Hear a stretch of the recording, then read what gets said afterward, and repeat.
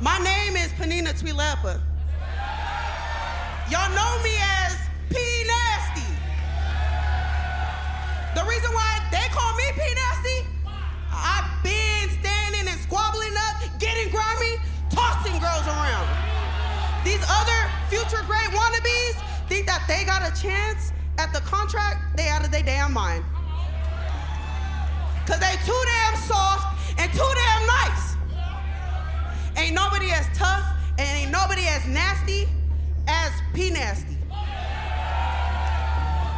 And right here, I'm spitting facts. So if anybody thinks that they got a chance, come get your issue.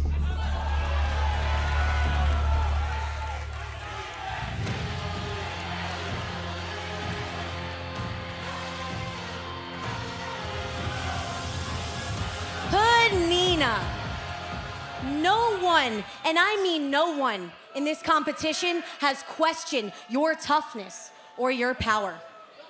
Nina, I was an NFL cheerleader for the Tennessee Titans, and you are tougher and more intimidating than over half of the NFL players I've met. The odds have always been stacked against me. As far as I'm concerned, this LFG competition is wide open. So Nina, may the best woman walk away with that contract. The night before the LFG draft, one legendary coach gives Dani Sekelsky some last-minute advice before her match. That's number one thing that I want to see is aggression. You know, I don't necessarily need flips and flopping and all that. That's not what I do. I tell stories. Okay. I love it. We went up on the other side. It is completely different. Mine and Nina's charisma, it's there. It's undeniable. The way that we both perform is completely undeniable as well. But our characters are polar opposites of each other. And I want people to be taken on the journey of, you know, David and Goliath. And I think that we can tell that story really well if we execute what we've been given. Not making it to the finals in season 1 pissed me the hell off. And I'm coming back with a vengeance. I'm coming back with the most attitude that WWE has ever seen. Dani, I'm sorry, but you're gonna feel everything. And that's Dani Sekelsky. I just spoke with her moments before she came out here, and she said, I am sick of being underestimated. I am going to show what I can do in season 2, and no one is going to get in my way. Fired up as we kick off things with P Nasty and Dani Sekelsky. Well, I'm glad you bring up the fact of season 2, because I want to ask you this about Dani specifically. How has she grown over the last few months? Well, she has come into her own in a confidence sort of way, but she's also done that in the ring as well. And she said, look out, because in season 2, she takes no prisoners. She's not going to be as nice. You might not see as many smiles on her face, and she's going to get it done in the ring. Well, that certainly would go against everything that we have known Dani to be. But she knows that right now it's not about fun, games, smiles, laughter. It's about getting the job done, heavy hitting, and now going to the body with some fierce fists. Wow, look at the ferociousness of P Nasty. Look at how she approaches her opponent. And this is certainly something that we've seen, a growth we've seen since the beginning of season 1 now into season 2. I said, what is the biggest difference for you, Penina? She goes, the biggest difference is season 1, I was Penina, very friendly, very smiley. Season 2, I am P Nasty. She says she's done eating Samoan food. Now she's doing healthy food only. She is focused in the gym. She's in there every day.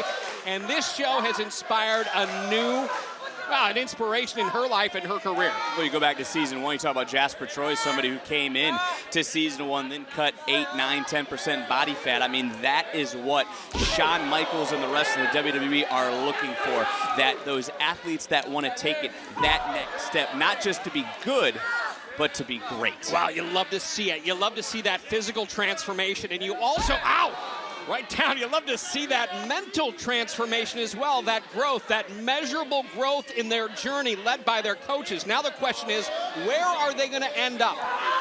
Where are they going to end up in the terms of guiding them on this journey into season 2?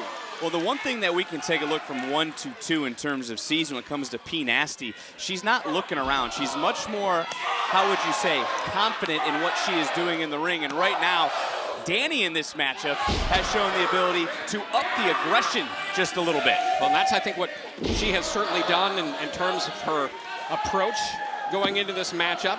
We saw that earlier. Oh, now she's going for it. This is it. Hell's Gate. With this submission, Undertaker gave her the nod in season 1.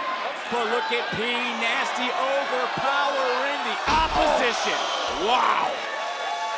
Hell's Gate turned into P Nasty's own. That's certainly one way to break it, right? And then bam! Following it up with an exclamation point into the cover. P Nasty picks up the win. Here is your winner, Penina Tuilaepa. P Nasty said, I'm going to be main eventing the first episode of season 2 of LFG. You can bet I'm going to go out there and I'm going to make a name for myself. Take note to the legends. Where will she end up? I don't necessarily know if anyone want to argue with P Nasty after the results of tonight. Picking up the victory, starting things off on the right foot, and when it comes to P Nasty, is this the season? I don't even care about the grittiness, the toughness. What I showed out there is that P Nasty is hella nasty. I ain't holding back. I'm not trying to be polite and courteous to each other and to the legends. Now it's being unleashed. I'm the #1 prospect. I feel good coming out of that match. I do know that getting your hand raised doesn't mean everything in this industry. I know that I need to fight from underneath with my size. I completely understand that, and I also study what we do all the time. I watch film. I try to be like the Rey Mysterio of the women's division, where I know I'm smaller, but I know that going into this, I can put up the same fight as somebody way bigger than me. I'm gonna come in, I'm gonna fight, I'm gonna be tough, I'm gonna be willing to take hits from people, I'm gonna take those hits from people, and I'm just gonna keep bouncing back.